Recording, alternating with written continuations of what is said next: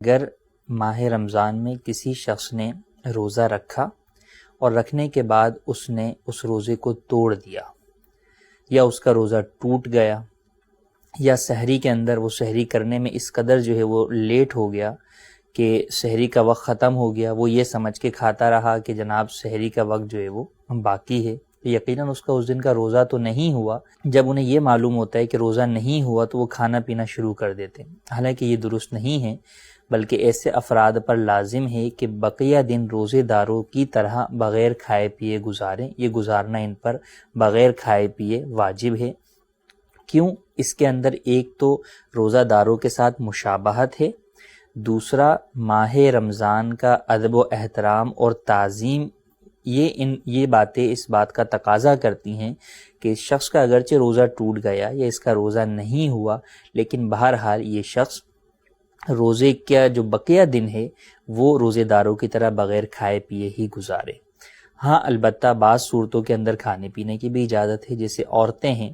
اگر شرعی عذر کی بنیاد کے اوپر ان کا روزہ جو ہے وہ ٹوٹ گیا تو اب بقیہ دن وہ کھا پی سکتی ہیں، ہاں بہتر یہ ہے کہ وہ چھپ کر کھائے پئیں۔ یہاں پر ہی ایک اور مسئلہ اسی سے ریلیٹڈ ہے کہ وہ افراد کہ جن پر جس وقت روزہ شروع ہوتا ہے یعنی صبح صادق کا وقت ہے، اس وقت ان کے اوپر روزہ فرض نہیں ہے۔ مثال کے طور پہ کوئی کافر ہے، اس وقت بعد میں مسلمان ہوتا ہے دن میں، یا کوئی بچہ ہے جو کہ نابالغ تھا کس وقت؟ صبح صادق کے وقت، لیکن بعد میں جو ہے وہ بالغ جو ہے وہ ہو گیا۔ یوں ہی کوئی شخص مسافر تھا اور وہ بعد میں مقیم ہو گیا، تو مسافر روزہ رکھ تو سکتا ہے لیکن اسے روزہ چھوڑنے کی اجازت ہے، اس نے روزہ جو ہے وہ نہیں رکھا، لیکن درمیانے دن کے اندر وہ اپنے شہر میں آ گیا، سفر پہ تھا اب اپنے شہر میں آ گیا، یا کسی اور شہر میں تھا اور وہاں 15 دن رہنے کی نیت کر لی اور مقیم ہو گیا، تو اب ان افراد کے اوپر بھی لازم ہے کہ بقیہ دن روزے دار کی طرح ہی بغیر کھائے پیے گزارے۔ یہ فی زمانہ جدید ٹریولنگ کی صورت کے اندر یہ معاملہ کئی دفعہ درپیش آتا ہے کہ جناب کوئی شخص جو ہے وہ صبح کے وقت مسافر ہوتا ہے، 2 گھنٹے میں بائر جو ہے وہ اپنے شہر پہنچ جاتا ہے، تو اب اگر اس کو تو یہ معلوم ہے کہ میں ظہوہ کبریٰ جسے عوام زوال کا وقت کہتے ہیں اس سے پہلے ہی میں پہنچ جاؤں گا اپنے شہر کے اندر، تو اس پر لازم ہے کہ وہ روزہ رکھے۔ اور اگر اسے یہ ہے کہ نہیں میں زوال کے بعد پہنچوں گا تو اس پر شروع سے روزہ رکھنا تو لازم نہیں ہے،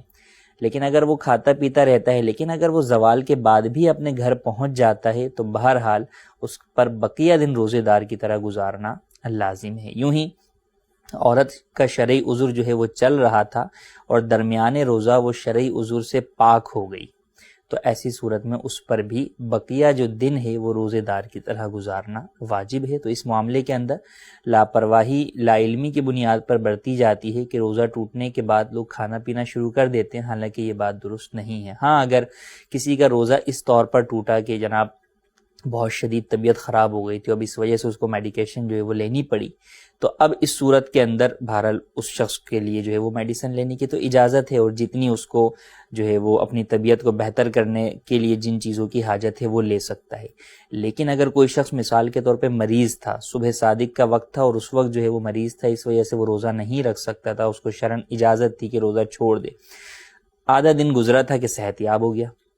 تو اب یہ نہیں کہ وہ بقیہ دن کھاتا پیتا گزارے، بلکہ اب اس پر بھی یہی لازم ہوگا کہ بقیہ دن روزہ داروں کی طرح بغیر کھائے پیے گزارے۔ تو اس بات کا خاص طور پر خیال رکھنا اس معاملے کے اندر، ماہ رمضان کے روزوں کے اندر، یہ بہرحال ضروری ہے۔ اللہ تبارک و تعالی ہم تمام کو اس پر عمل کی توفیق عطا فرمائے۔